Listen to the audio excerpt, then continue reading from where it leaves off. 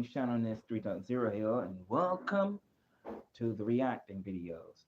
Now, today, I know some of y'all have been wondering I had to make a no, one why I uploaded at 3 o'clock.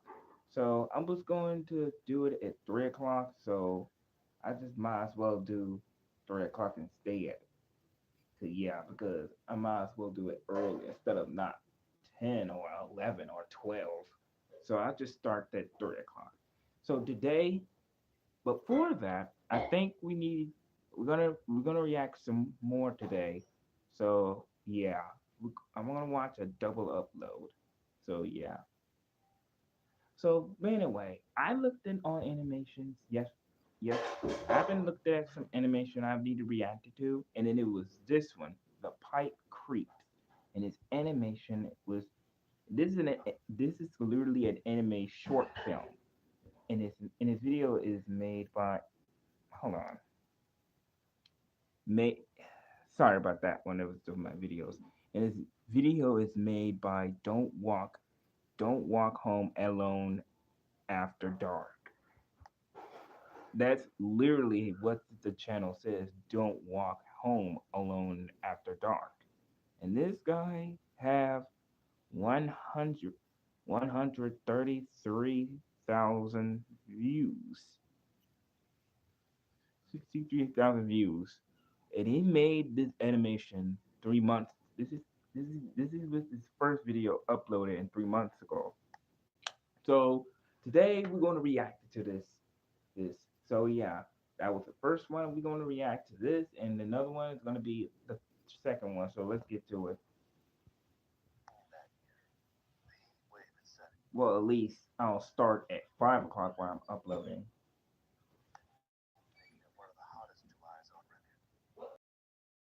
Grew up in on Lake Michigan didn't have air conditioning. Most of the time, that was fine. At night, a breeze would come in off the water, so just an open window was usually enough to cool things down and sleep pretty comfortably. Not that summer. Put it on subtitles in this. That summer was different. Oh yeah, Some I of my looked in at the. friends and I had taken it. Hold on. Before we go to this, I looked in on the thumbnail. This is literally a camp story. What they have their own summer camp in 1995. I looked at the description. That's what it says. Camping outside to try and escape the heat. Jordy Baker, Augie McLean, and me. I don't think it made all that much difference. I think maybe we just liked being together. That made it easier to get through. I can't remember the first day I met Jordy. We lived on the same street in our small town and we did everything together. He was my best friend. It felt like it had always been that way. Augie was a quiet kid back then, but you wouldn't know it when we were alone. So much so that his big mouth got us kicked out of my backyard. Dad had to be up at 5 for work, and he didn't exactly appreciate Augie's high-pitched laugh the same way Jordy and I did. So it's There just was a three of clearing in them. the pines behind Jordy's house where we used to hang out sometimes, so we decided to set up camp back there. An old, rusted-out Buick Century marked the spot. I always wondered whose car that used to be. Back before it became part of the woods, I mean. Thinking about it now, I'm not even really sure how it got out there through the trees in the first place. We cleaned out the broken glass and the cigarette butts left behind by the neighborhood teenagers. We made a fire pit out of one of the wheel rims Jordy managed to pry off. The mosquitoes out there were ruthless at sundown. Dry, prickly needles covered the ground in a thick blanket under the trees. The only thing I hated more than that feeling under my feet when I wasn't wearing any shoes was the crunching sound they made whenever I was. Wasn't all that cozy of a spot, but at least it was private. A place far enough away from the rest of the world that we we'd stay up all night laughing, and no one would care. Jordy had skimmed some beer from a case in the basement that his dad was working on. 4 bottles of lukewarm lager to share between us. Not exactly a blowout, but not enough that Mr. Baker would miss him either. I don't drink much beer these days, but even just the smell of it always brings me back to that night. That's all right.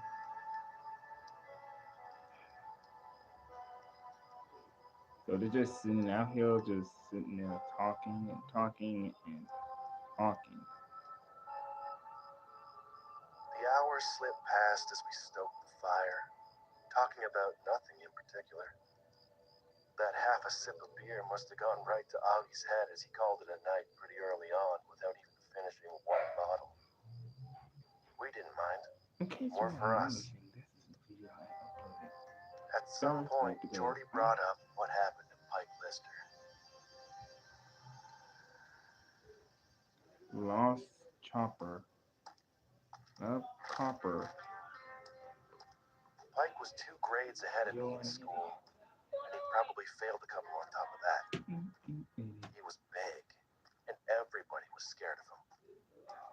On a Friday, that past November, Pike left school after his usual extra hour of detention to walk home. And that was the last time anybody saw him. The search lasted for weeks. They never found anything. Some people said he just took off, ran away from home. Others thought he might have drowned in the lake accidentally. Not Jordy, though. I listened quietly as he laid it all out. How his dad said it wasn't the first time something like this had happened around here. How back in the 70s, 4 people disappeared without a trace. And how around that same time, locals had started seeing something in the woods that wrapped around our town. Pale creatures with large eyes and long limbs creeped around on all 4s. The Pine Creepers. That's what we called them anyway. Jordy figured that's what happened to Pike. The Pine Creepers must have got him. The Pike Creeper. I laughed him off and eagerly changed the subject. We ended up burning a couple more sticks before letting the fire die and heading to bed. One of us could take the back of the Buick, and the other had to sleep in the tent with Augie. To call it a 2-man tent was being generous. I offered to bite the bullet. At least that's what I let Jordy think. I'd never admit it at the time, but the truth is, all that talk about the creepers had me a little scared. Augie's snoring and spooning seemed like a fair price to pay if I didn't have to be alone outside. After all, if they could take Pike Lister, what chance did any of us have? And the fire was out. I'm not sure what time it was when I woke up. You could bring a watch with you. It was still dark out, and I could hear rain coming down outside. For the first few minutes, I just laid there, listening to the steady sound of the drops against the tent. It wasn't long before I realized that beer had gone right through me, and I wasn't going to be able to hold it. I fumbled around until I found the lantern, and I made my way outside. So he just... The night air had cooled down. Why is he walking in the rain without no jacket on? The whole sky was clouded over, blocking out any light from the moon or the stars. My eyes finally started adjusting to the dark. That was when I noticed it. Something catching the light just beyond the edge of the clearing. A dim, reflective shine that flickered as I moved the lantern. It took me a second to realize what I was looking at. Eyes. Oh. Watching. It was hard to see much. You better what get those in the eyes tent belonged now. to. I knew what they were. creatures. Those are the creatures named. Oh my gosh, this is scary. My pulse pounded in my ears as we stared each other down. I carefully started backing up, never once looking away. I wanted to turn and run so badly, but just kept slowly taking one step after another.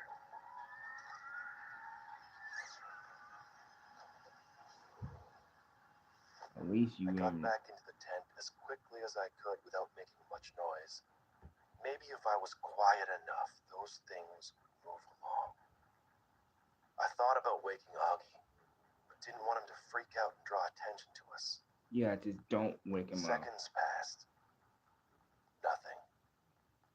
The rustling of the trees. Are you gonna turn off The your calm flare? drone of the rain. No, your Just lantern. as I I mean, started to think that turn off your maybe I'd lantern. overreacted, maybe my mind could be playing tricks on me, it started.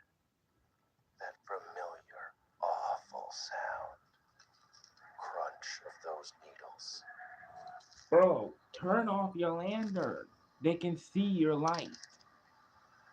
There was something moving around outside the tent.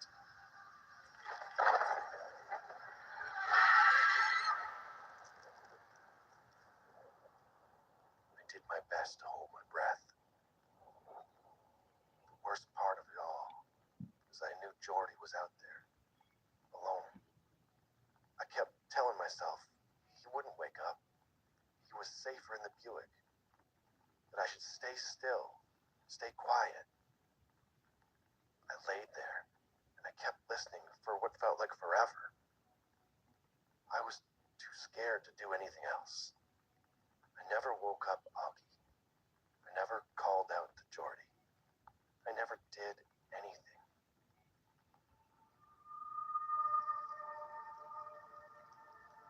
It's a good thing his third one is in the freaking abandoned truck.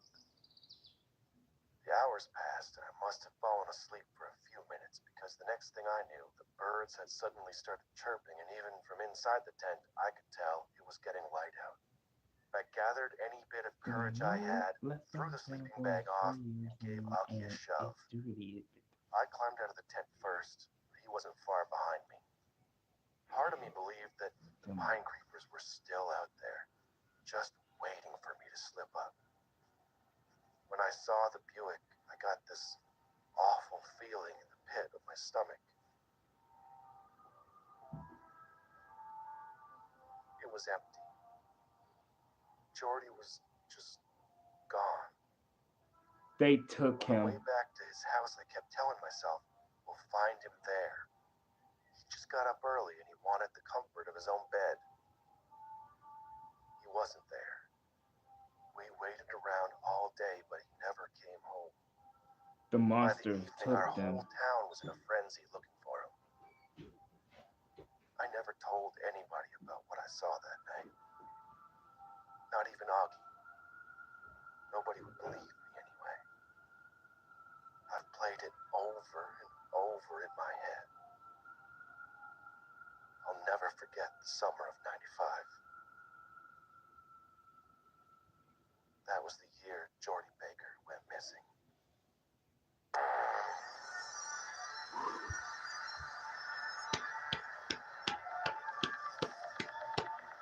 That was fire. That was amazing. The third one was missing, and those pipe creepers take him. I think they took them from out of that from that bunk, and they did not able to get that other guy what is using his lantern, but they don't even get him within the tent. But the most part is the pine creeper wasn't gonna get him, but he was going to that guy who was in that van and dragged him. And till they woke up that morning and, and thank and joy and that thing he went back home and he wasn't there. He went straight missing. Now see what happens when you go into the camp, go into the woods and camp out, all your friends all talking, but literally the forest, the the woods were usually the most creepiest, the most dangerous way you ever go. What you go where you're parked at and where you're camp out at, because you can't camp out at night. Most dangerous things you ever go is to don't walk yourself. Even you at home trying to go to the store, don't walk. Don't walk alone after the dark and at night. I'm just telling you all, just don't go anything ever. Now, literally, the horrifying thing I seen was horrifying. But all right, I had to give shout out to af- don't walk your don't walk alone after the dark. So hold on. Subscribe to Don't Walk Home Alone After Dark. Subscribe to his channel. And I don't know, just subscribe to his channel. So, all right, you guys. Hope you this that was it for today.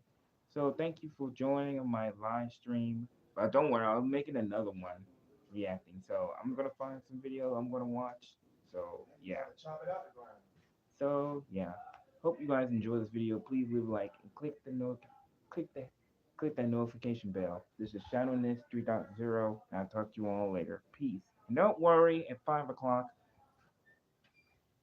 And don't worry, I'll find another video I need to find. I mean, in return, I need to create myself a thumbnail and we get